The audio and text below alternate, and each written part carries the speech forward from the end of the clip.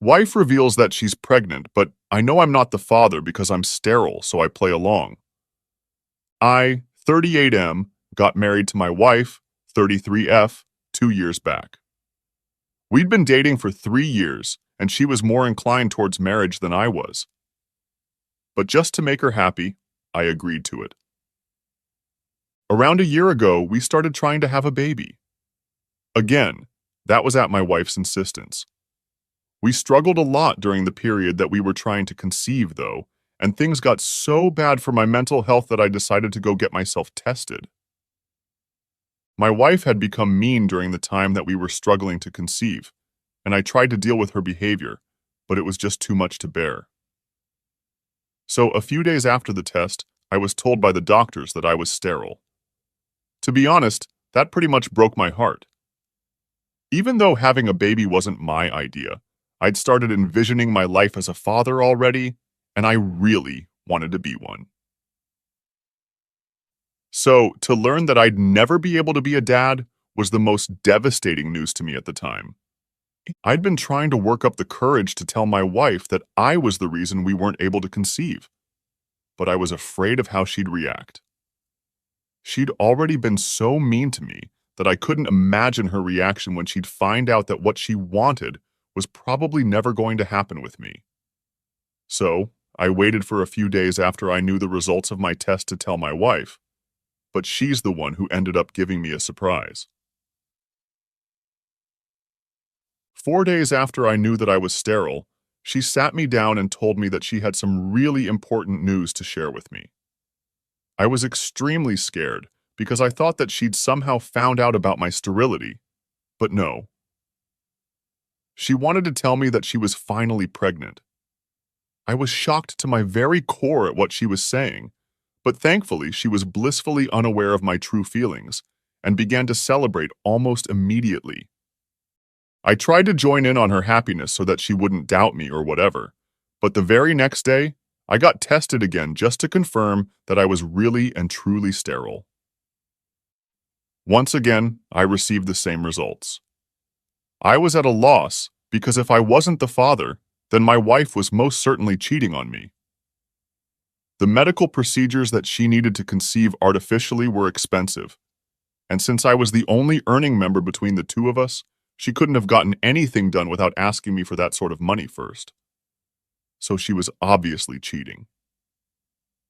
The thought itself was so weird and horrible that I didn't do anything about it for the next few days, while my wife planned a full-fledged party to announce her pregnancy. She seemed really happy, and I was equally shattered, but I couldn't let it show on my face because I needed to get to the bottom of this whole situation. I didn't even tell my own family about what was happening and kept it all under wraps because this was way too uncomfortable and personal to be shared with anyone. I couldn't even tell my wife what I thought because, firstly, way too much time had passed, and secondly, I wanted to know who exactly the father of her child was. If I confronted her, maybe she'd just leave, and I'd never know. Luckily, I found out on the day of the party itself. A lot of people attended, including our families, our friends, and a few of my coworkers. She also invited one of our neighbors who lived right across the street from us. Our neighbor, 27M, is a young man and is definitely a lot better looking than me, no doubt.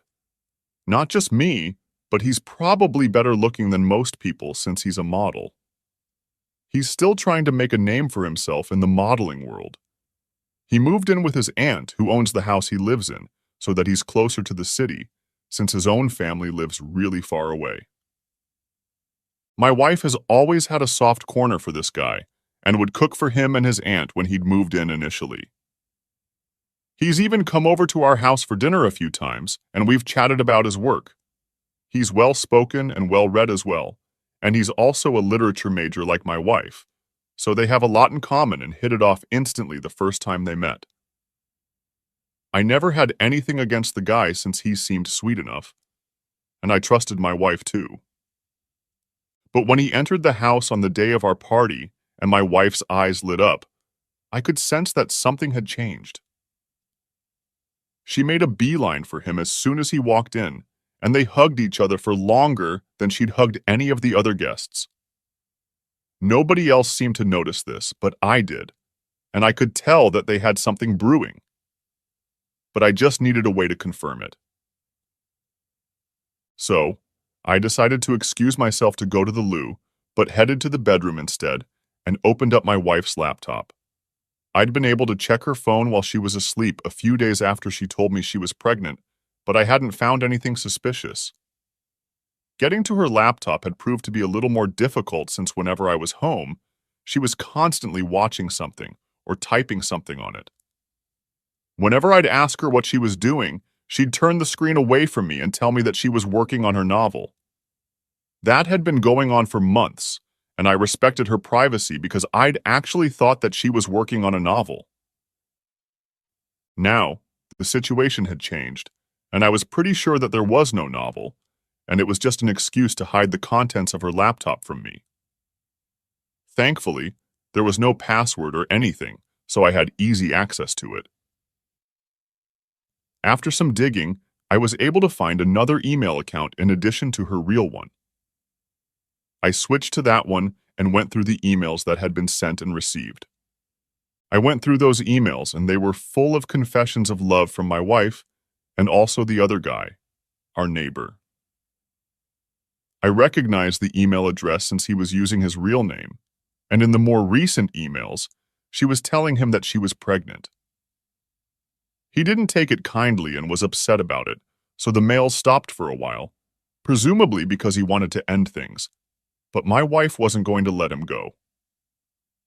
Eventually, I got the worst email of them all, where she was telling him that she'd spoken to a friend of hers who is a lawyer and she'd help her file for divorce right after the baby is born. The reason she'd even tried to convince me to have a baby with her was so that she'd get both the alimony and the child support after the divorce, so that she could take off with our neighbor a few months after and live happily ever after. I was horrified when I read that, and I can still feel the nauseating feeling take over me whenever I think about that email. Anyway, I quickly shook off whatever I was feeling and got back to work and took several pictures of the email on my phone before shutting it down and keeping it back where I'd found it.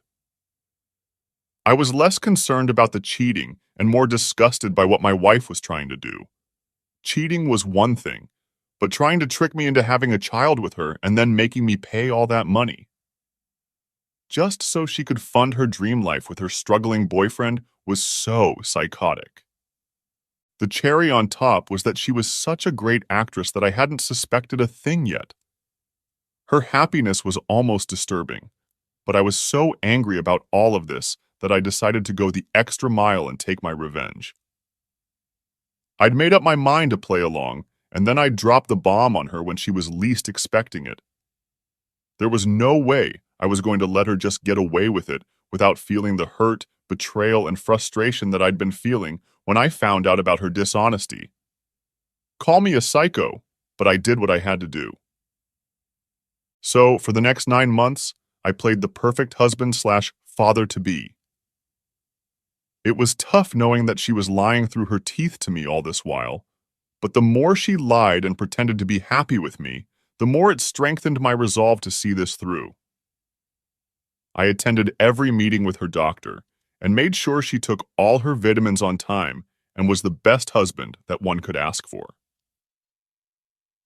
Then finally, a few days ago, my wife went into labor. I was extremely nervous because who wouldn't be in my situation? But I put that all aside and took her to the hospital all by myself. I'd called her parents already, but not mine since I didn't want them present there in case things became too dramatic. Anyway, her parents had to drive for an hour to get to the hospital, so we had some time to ourselves, and that's when I chose to drop the bomb on her. Once she was safely inside the room, I told her that I was going to go out and call our neighbor so he could be here for her. She looked taken aback and stuttered a bit, while saying that there was no need for that and she didn't want a stranger in the room while giving birth. So I smiled back at her and showed her the results of my fertility test along with the divorce papers since I'd filed for divorce just a few days before her due date. I'd made sure to carry them with me on that day. She went through all of it, still looking confused. So I explained to her that I wouldn't be able to impregnate her even if I'd wanted to, so the baby wasn't mine. Then I told her about the emails that I'd found on her super secret account. At that moment, she finally realized what was going on. The look on her face was priceless as I walked out, and she struggled to come up with words. I thought I'd need to stay in the hospital myself too, because that's how fast my heart was beating when I finally walked out and called our neighbor up to inform him that my wife was in labor. I didn't even wait for his response and hung up as fast as I could. Then I got into my car and waited for my wife's family to show up. As soon as I saw her dad's car pull up in the driveway, I got out of there as fast as I could. I even turned my phone off for good measure and drove for a while until I got to this motel a little out of town. I'd packed my bags already a few weeks ago and had them stashed in the boot of my car so that I had all that I needed with me and wasn't caught unprepared at any point. I spent the rest of the day watching television, drinking beer, and doing everything I possibly could to take my mind off things. I went to sleep that night quite peacefully, knowing that I was finally done and dusted with this whole act. The next morning, I woke up and finally turned my phone on. Naturally, there were hundreds of texts from my wife and my neighbor, none of which I bothered to even open. But I did go through some texts that my parents and brother had sent me. I guess my wife had probably contacted them when she couldn't reach me, so I decided to call my parents back and speak to them. I told them that I'd be coming back home in a while, and even told them to get my brother there if possible, so that I could explain the entire situation to them because they did deserve an explanation for what was happening. I drove to my parents' house, and my brother was already there, all of them looking confused and kind of annoyed, which was but natural because, to them, I just missed the birth of my own child. It also made them miss the birth of their grandchild. But I sat them down and explained the whole story to them and told them my reasons for what I'd done, and by the time I was done telling them, they were speechless. I was ready to be bombarded with questions and accusations, but nothing of the sort happened. All my dad said was that he hoped nothing worse would happen, and if the others had any other comments, they didn't say anything, so it was all chill on that front. That was a few days back, and while my family hasn't said much, my wife has gone above and beyond to accuse me of ruining her experience of becoming a mother for the first time. She's been trying to call me and text me ever since I left, but I haven't answered anything. Even my neighbor texted me a few hours ago, saying that my wife was really upset and that we should keep our differences aside for her sake and at least try to sort things out with her for once. I can't believe the audacity that these people have, still trying to talk to me and make it seem like this is some petty thing that I'm getting pissed about. He mentioned a couple of other things as well in his text, like how my wife had started to fall back in love with me during her pregnancy, which had been a shock for both of them as well. So I should at least try to give our marriage a second chance. I call BS on it because if she'd started to fall for me again, then why was my neighbor still in the picture? I don't know why they think I'm that stupid. My wife is upset, but there's nothing I can do about it. She's mostly angry that I've known everything right from the beginning, but had chosen to be with her and put up with this whole act and accused me of lying to her. Ida for staying with my wife throughout her pregnancy and misleading her, despite knowing that the baby wasn't mine and she'd been cheating on me with our neighbor. Update 1. It's been close to a week since the baby was born, and I've been staying in a hotel room. I haven't been over to see my wife yet, and neither do I plan on going either. She's still texting and calling me, but I don't know why, since I've made it pretty clear that I'm not interested in speaking to her or hearing her out. I haven't blocked her yet, but I have blocked my neighbor since he'd taken it upon himself to text me and remind me that my wife was still holding out hope and wanted me to get back to her. I'm 100% sure that the only reason he's still with her and trying to get me to forgive her is so that she'll at least get something out of the divorce settlement and the alimony, since both of them are basically unemployed. My wife was a stay-at-home spouse, which I appreciated and respected, but she wasn't just staying at home and doing the chores. She was also cheating on me behind my back, and that was unforgivable. Before anyone attacks me, I'm not the one who suggested that she quit her job after marriage. In fact, I was quite supportive of her back when we were dating, and she used to work, but she's the one who said she wanted to quit and take care of our home instead. So, I didn't stand against it either since it was her choice, and I earned well enough anyway. I'm pretty sure my lawyer will be able to get me out of paying alimony once we can prove that she'd been cheating, which I'm hoping is going to be easy. As for my neighbor, he's still struggling to find well-paying modeling gigs, so handling his own expenses, my wife's expenses, and a baby on top of that is going to be next to impossible for them, even with all their money combined. So, good luck to them. I'm just grateful that I'm out of this mess and won't have to give them anything, not even my attention. I just hope that my wife realizes that and doesn't waste more of my time by contesting the divorce. I'm hoping she won't, but then again, given the utter lack of brains, she might as well. So, I'm prepared for that as well. The pictures of the emails that had been exchanged on her secret email account are still safely saved on my phone and backed up on my laptop, so I'm not too worried even if she decides to delete her account. She cannot delete those images that I have, and I know I'll be good to go. Worst comes to worst, I'll even pay her the alimony, but at least I won't have to be with her. She should count herself lucky I'm giving her time to vacate our house by herself and haven't forcefully evicted her since the house is registered under my name. I'm hoping for the best now, and maybe this will blow over soon enough. Update 2. I was right. My wife's an idiot and has decided to negotiate since she wasn't happy with the settlement that I'd offered, which was basically just the amount that she'd spent during the course of the marriage, and even that felt pretty generous to me. I don't even understand what miracle she thinks is going to happen, but whatever. Good for her. She texted me yesterday saying that she'd vacated the house today, and I went back happily thinking that she'd probably moved in with her parents or something, but was super disappointed to learn that she'd just moved across the street into our neighbor's house, and I'd still have to see her and her boyfriend's faces every single day now. I even considered going back to living in a hotel, but didn't, since this was my house, and I had every right to live wherever I wanted to. I wasn't going to pack up and go just because they were going to make me uncomfortable.